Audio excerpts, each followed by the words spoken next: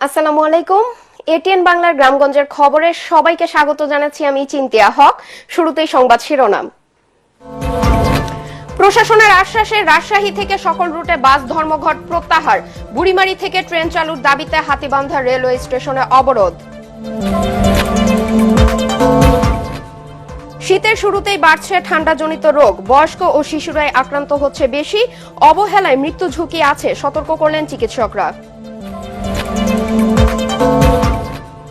মামলা হামলা সহ বিভিন্ন নির্যাতনের পরও সুসংগঠিত ঝালকাঠি জেলা বিএনপি, দ্রুতই কাউন্সিলের মাধ্যমে নতুন নেতৃত্বের অপেক্ষায় তৃণমূল নেতাকর্মীরা। এবং যশোরের মুক্তিযোদ্ধা সালেহা বেগমের সাহসিকতার গল্প এখনো সবার মুখে মুখে, মুক্তিযুদ্ধে নারীর ভূমিকা তরুণদের কাছে তুলে ধরার আহ্বান।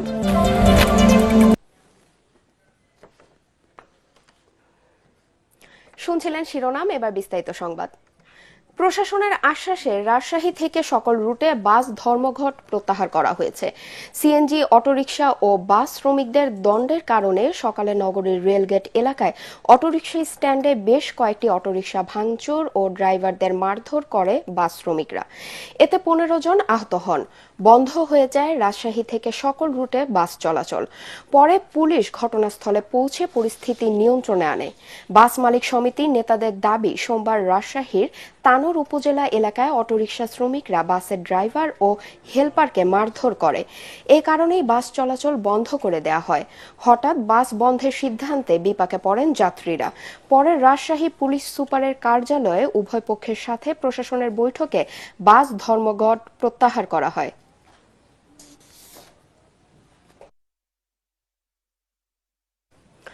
লালমনিরহাট থেকে ঢাকাগামী বুড়িমারি এক্সপ্রেস ট্রেন বুড়িমারি থেকে চালুর দাবিতে হাতীবান্ধা রেলওয়ে স্টেশনে রেলপথ অবরোধ করেছে সর্বস্তরের মানুষ। দুপুর 12টা থেকে তাদের এই কর্মসূচি চলছে। এতে বন্ধ রয়েছে বুড়িমারি লালমনিরহাটের প্রায় 100 কিলোমিটার রেল যোগাযোগ। আটকা পড়েছে কয়েকটি ট্রেন। আন্দোলনকারীরা বলছেন, নামে মাত্র বুড়িমারি এক্সপ্রেস হলেও চলছে লালমনিরহাট জেলা শহর থেকে। এতে বৈষম্যের শিকার হয়েছে জেলার অন্যান্য উপজেলার মানুষজন। দাবি আদায় না হওয়া পর্যন্ত এ অবরোধ অব্যাহত রাখা হবে বলেও হুঁশিয়ারি দিয়েছেন আন্দোলনকারীরা।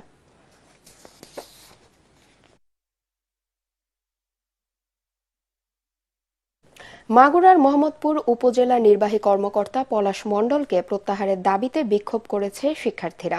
দুপুরে বৈষম্য বিরোধী ছাত্র আন্দোলনের ব্যানারে শহরের ভায়না মোড় এলাকায় ঢাকা খুলনা মহাসড়ক অবরোধ করে তারা। এ সময় বক্তারা বলেন, ফ্যাসিস্ট আওয়ামী লীগ সরকার বিদায় হলেও তার দোসর ওই নির্বাহী কর্মকর্তা পলাশ মণ্ডল এখনও বহাল তবিয়তে রয়েছে। পরে জেলা প্রশাসক বরাবরে স্মারকলিপি দেন ছাত্র নেতারা। অবরোধের কারণে 4টি প্রধান সড়কে তীব্র যানজট সৃষ্টি হয়। এতে চরম ভোগান্তিতে পড়েন যাত্রীরা।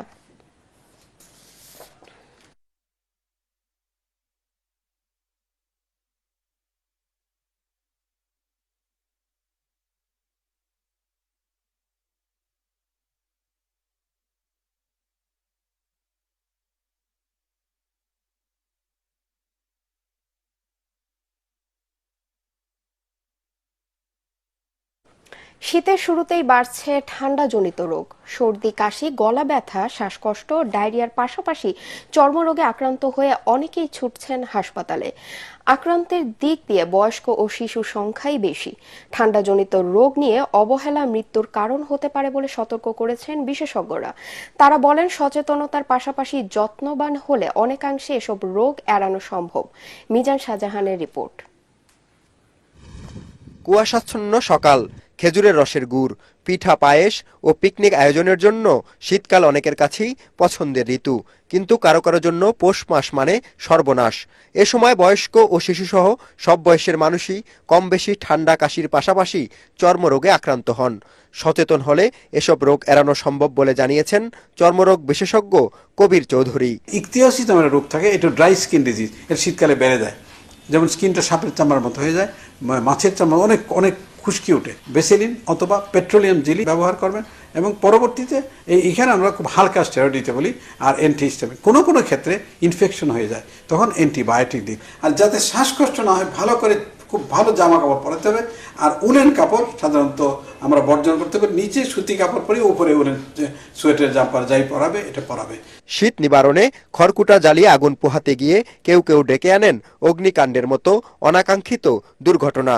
মানবদেহ ৩৮ ডিগ্রি সেলসিয়াস তাপমাত্রা সহ্য করতে পারে জানিয়ে বিশেষজ্ঞ চিকিৎসকরা বলেন, অতিমাত্রায় গরম পানি দিয়ে গোসল করলে তা চামড়ার ক্ষতির কারণ হয়ে দাঁড়াতে পারে। ঈষৎ গরম করা নেওয়াটা কোনো খারাপ না, কিন্তু অতিরিক্ত গরম করলে কিন্তু এটি যেমন চামড়ার জন্য সমস্যা, বডির ভিতরের ফিজিওলজিক্যাল বা শারীরবৃত্তীয় প্রক্রিয়াতে মেটাবলিজমের জন্য বা বিপাকের ক্ষেত্রেও একটা পরিবর্তন আনে, সেটি করার মোটেও ঠিক হবে না। শীতকালে বায়ু দূষণ বেড়ে যায় জানিয়ে বিশেষজ্ঞরা বলেন, রোগে আক্রান্ত হলে অবশ্যই হাসপাতালে যেতে হবে, কিন্তু পরিবেশ দূষণ রোধ করা গেলে ৮০% মানুষ এসব রোগেই আক্রান্ত হতো না। ঠান্ডার থেকে ধুলার থেকে সাবধান থাকতে। আর এত বেশি পলিউশন, কার্বন, আমাদের সেই গাড়ির ধোঁয়া এত বেশি কার্বন স্মগ জমে, তাতে কিন্তু এই বুকের কষ্ট হইতে পারে, শ্বাসকষ্ট হইতে পারে। কারণ এই যে গ্লোবাল ওয়ার্মিং আমরা অনেক ক্ষতিগ্রস্ত, আমাদের স্বাস্থ্য ক্ষতিগ্রস্ত, আমাদের আবহাওয়া ক্ষতিগ্রস্ত। শীতকালে এমন একটা অবস্থা যে মানুষের সামগ্রিকভাবে মুখে ঘা থেকে আরম্ভ করে অনেক ইনফেক্টিভ ডিজিজ হয়, সুতরাং সেখানে পুষ্টিকর খাবার খাওয়া কিন্তু জরুরি, অন্য সময়ের চাইতে বেশি। বয়স বাড়ার সাথে সাথে মানুষের শরীরের তাপ উৎপাদন ক্ষমতা কমতে থাকে, তাই ঝুঁকি এড়াতে বয়স্কদের ব্যাপারে পরিবারের সদস্যদের যত্নবান হওয়ার পরামর্শ বিশেষজ্ঞদের। মিজান শাহজাহান, এটিএন বাংলা, ঢাকা।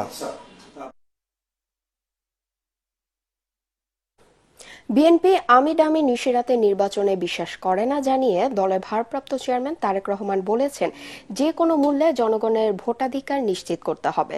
ঢাকা, নারায়ণগঞ্জ, গাজীপুর জেলা নেতাদের নিয়ে রাষ্ট্র সংস্কারে দলের ৩১ দফা কর্মশালায় ভার্চুয়ালি দেয়া বক্তব্যে তিনি একথা বলেন। স্বৈরাচার পালিয়ে গেলেও তাদের অনুসারীরা নানা ষড়যন্ত্র করছে বলে অভিযোগ করেন তারেক রহমান। মানুষ বিএনপির দিকে তাকিয়ে আছে, তাই দলের ভেতর এজেন্ট ঢুকিয়ে দিয়ে জনগণের আস্থা সমর্থন নষ্ট করার চক্রান্ত হচ্ছে অভিযোগ করে তিনি বলেন, নেতাকর্মীদের সতর্ক থাকতে হবে। দলীয় শৃঙ্খলা ভঙ্গকারীদের কঠোর হাতে দমন করার নির্দেশ দেন বিএনপির ভারপ্রাপ্ত চেয়ারম্যান। প্রায় ৩,০০০ তৃণমূল নেতাদের কর্মশালায় ভার্চুয়ালি যুক্ত হয়ে নানা বক্তব্যের জবাব দেন বিএনপির ভারপ্রাপ্ত চেয়ারম্যান তারেক রহমান। ওটা কোনো অন্যায়ের বিষয় না, এটাই স্বাভাবিক। এখন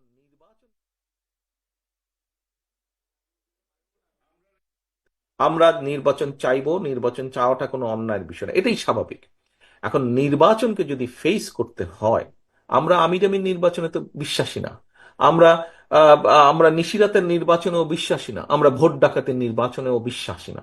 আমরা একটি স্বচ্ছ স্বাভাবিক নির্বাচনে বিশ্বাসী, যেখানে মানুষ নির্ভয় নির্দ্বিধায় ভোট দিবে।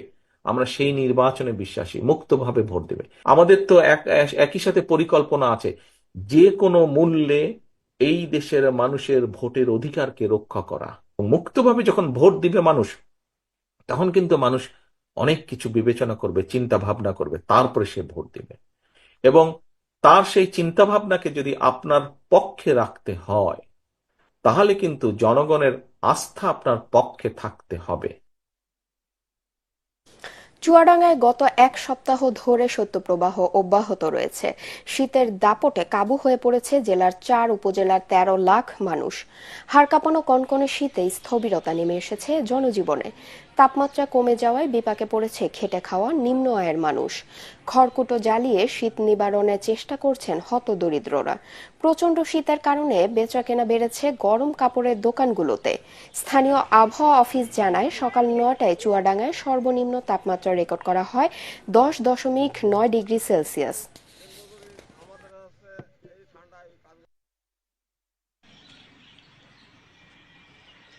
ফ্যাসিস্ট সরকারের দীর্ঘ সময়ে ঝালকাঠিতে মামলা হামলা সহ বিভিন্ন নির্যাতনের পরেও গণতান্ত্রিক পদ্ধতিতে ওয়ার্ড, ইউনিয়ন ও উপজেলা কমিটি গঠন করে সুসংগঠিত জেলা বিএনপি। নির্যাতিত ও ত্যাগী নেতাকর্মীরা এখন অপেক্ষায় জেলা কমিটির কাউন্সিলর। তাদের আশা, নতুন কমিটিতে জায়গা হবে একনিষ্ঠ ত্যাগী ও নির্যাতিত নেতাদের। ঝালকাঠি প্রতিনিধি HM নাসির উদ্দিনের রিপোর্ট, জানাচ্ছেন আশিকুর রহমান। দীর্ঘ ১৬ বছর ধরে আওয়ামী লীগ সরকারের দুঃশাসনে ঝালকাঠি জেলা বিএনপি ও সহযোগী সংগঠনের নেতাকর্মীরা মিথ্যা মামলা, হামলা, পুলিশি নির্যাতন, হয়রানি, জেলসহ নানা প্রতিকূল অবস্থার মধ্যে কাটিয়েছেন। এসব সত্ত্বেও জেলার 4টি উপজেলায় দলকে সুসংগঠিত করে রেখেছেন ত্যাগী নেতারা। জুলাই আগস্ট ছাত্র জনতার বিপ্লবের পর দলের ভারপ্রাপ্ত চেয়ারম্যান তারেক রহমানের নির্দেশ ও পরামর্শে আরও শক্তিশালী হয়েছে ঝালকাঠি জেলা বিএনপি। 2020 সাল থেকে জেলা বিএনপি চলছে আহ্বায়ক কমিটি দিয়ে।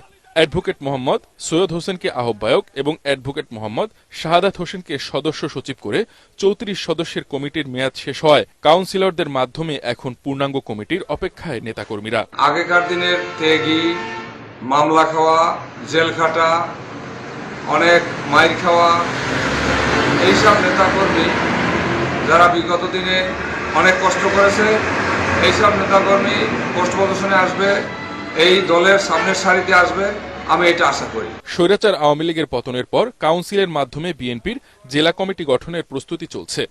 কাউন্সিলকে ঘিরে দলের স্থানীয় নেতাকর্মীদের মাঝে এখন ব্যাপক উৎসাহ উদ্দীপনা।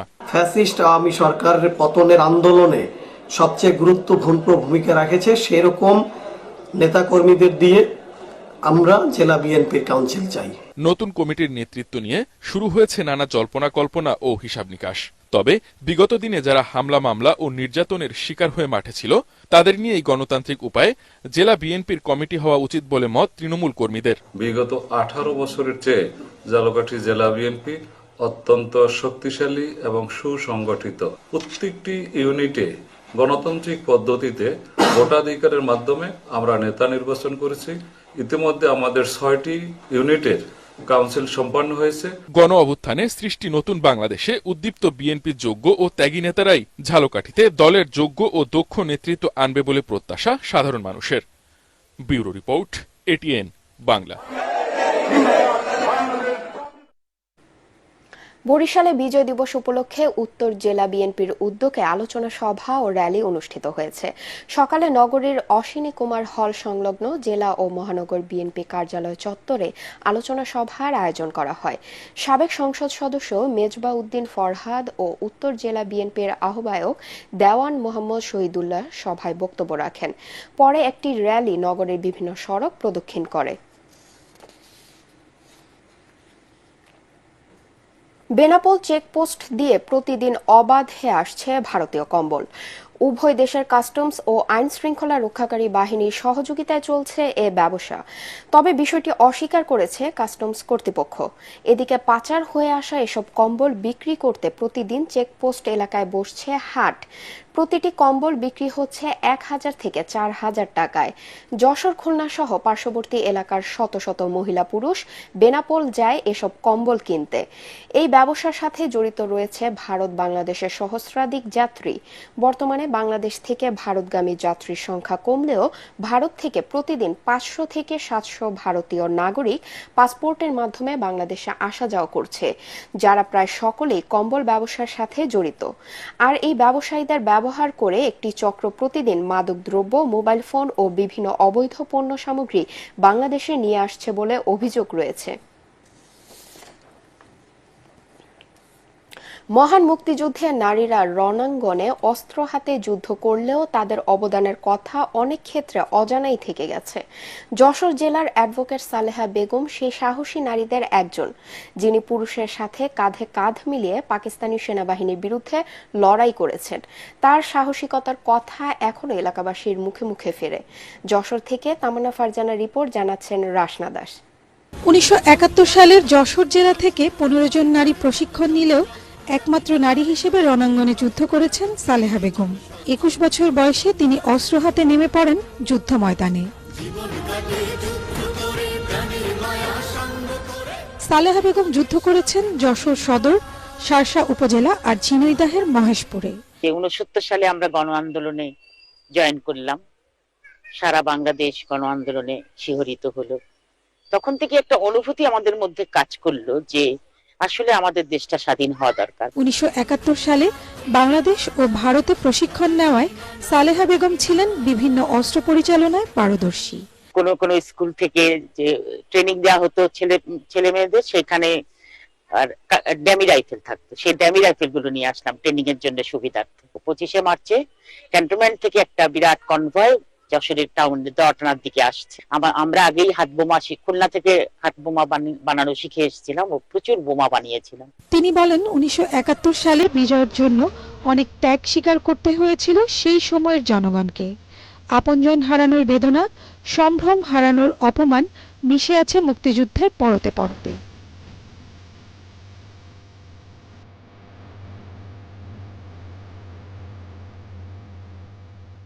শক্তিশালী ওয়েপনের সামনে আমরা বোমা মারতে শুরু করে দিলাম গাড়ির ওপর, আর সাথে সাথে ব্রাশ ফায়ার, সব তখন আমরা বিচ্ছিন্ন হয়ে গেলাম। সবার আগে আমার যেটা প্রধান আশা যে আমাদের বাংলাদেশটা একেবারেই দুর্নীতি মুক্ত তো বলা যাবে না, কিন্তু সহনীয় প্রতিষ্ঠানগুলোতে এমন ভাবে সিস্টেম গড়ে তোলা দরকার যে সুযোগই পাবে না কেউ দুর্নীতি করার। তরুণ প্রজন্মের কাছে সেই ত্যাগের কথা, মুক্তিযুদ্ধের নারীদের ভূমিকার কথা তুলে ধরার আহ্বান বীর মুক্তিযোদ্ধা সালেহা বেগমের কণ্ঠে।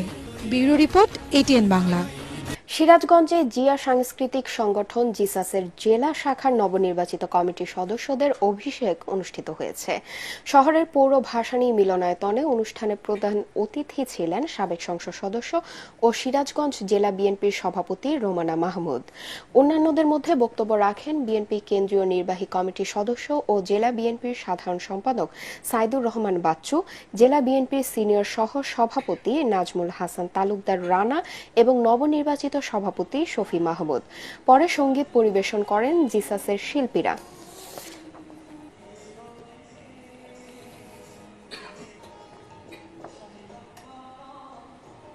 নানা কর্মসূচির মাধ্যমে সিলেট কৃষি বিশ্ববিদ্যালয়ের 18তম প্রতিষ্ঠা বার্ষিকী পালিত হয়েছে। এ উপলক্ষে ক্যাম্পাসে বর্ণাঢ্য র্যালি বের করা হয়। বিশ্ববিদ্যালয়ের ছাত্র, শিক্ষক এবং কর্মকর্তা কর্মচারীরা এতে অংশ নেন। এর আগে জাতীয় পতাকা উত্তোলন শেষে বেলুন ও পায়রা উড়িয়ে প্রতিষ্ঠা বার্ষিকীর উদ্বোধন করা হয়। এ সময় বিশ্ববিদ্যালয়ের বর্তমান উপাচার্য প্রফেসর ডক্টর আলিমুল ইসলাম ও প্রতিষ্ঠাকালীন উপাচার্য প্রফেসর ডক্টর ইকবাল হোসেন উপস্থিত ছিলেন।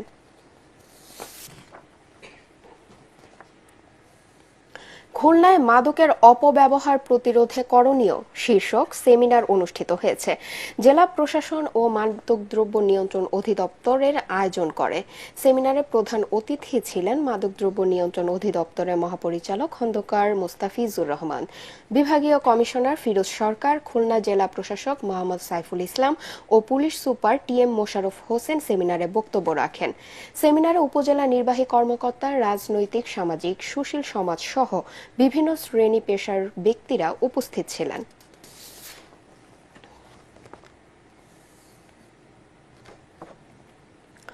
অবৈধভাবে রাসায়নিক সার মজুত রাখার দায়ে ঠাকুরগাঁওয়ের পীরগঞ্জে এলাহি ট্রেডার্স নামে একটি প্রতিষ্ঠানকে 1 লাখ টাকা জরিমানা করেছে ভ্রাম্যমাণ আদালত। সোমবার রাতে শহরের নেতার মোড়ে অভিযান চালিয়ে উপজেলা নির্বাহী অফিসার রমিজ আলম এই জরিমানা আদায় করেন। এ সময় ওই সারের দোকানঘর সিলগালা করে দেয় প্রশাসন। এ সময় উপজেলা কৃষি অফিসার লায়লা আরজুমান বেগম সহ কৃষি বিভাগের অন্যান্য কর্মকর্তারা উপস্থিত ছিলেন। 12 মাসি কাটিমন জাতের আম চাষ করে লাভের মুখ দেখছেন দিনাজপুরের মমিনুল ইসলাম। শীতকালেও এমন আম দেখে বিস্মিত অনেকেই। পরীক্ষামূলকভাবে কয়েকটি দেশেও পাঠানো হয়েছে এসব আম। লাভজনক হওয়ায় কাটিমন আম চাষে আগ্রহ বাড়ছে স্থানীয়দের। দিনাজপুরের বিরল উপজেলার লক্ষ্মীপুর এলাকার আম চাষী মমিনুল ইসলামের বর্তমানে প্রায় 3000 কাটিমন জাতের আম গাছ রয়েছে। ভরা মৌসুমের চেয়ে 2 থেকে 3 গুণ বেশি দামে বিক্রি হচ্ছে এই আম। ফলন ও দাম ভালো পাওয়ায় জেলায় কাটিমন আমের চাষ বাড়ছে বলে জানিয়েছে কৃষি বিভাগ।